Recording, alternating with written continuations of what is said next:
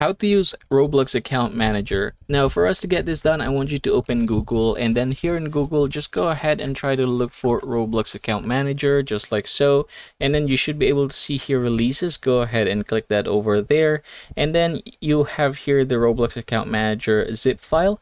Go ahead and click that and then save this wherever you want. I'm going to go ahead and click the save button, and then from here I'm going to head over to that particular folder, right click on it, and then click extract here. So you should be able to see this one right now. Go ahead and click enter, click the yes button right here, and yeah, from this point forward you should be able to see the application. So it's this one right here.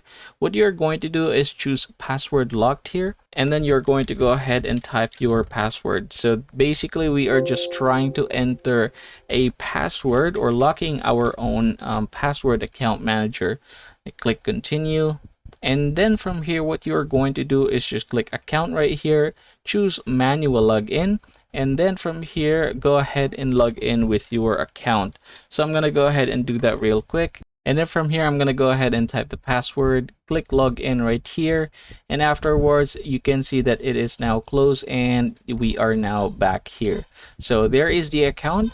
Now from this point forward, if you have here the ID, you can basically just copy or open a game that you want to play and then copy that game's ID by clicking this one right here. And then you're going to click the copy or right click and then copy. Now heading over here, just go ahead and basically type that ID here, and you can see that now it has changed to the game that you wish to play.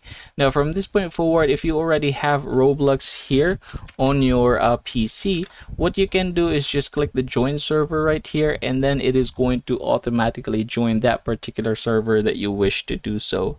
And that, everybody, is how simple it is to use your Roblox account manager.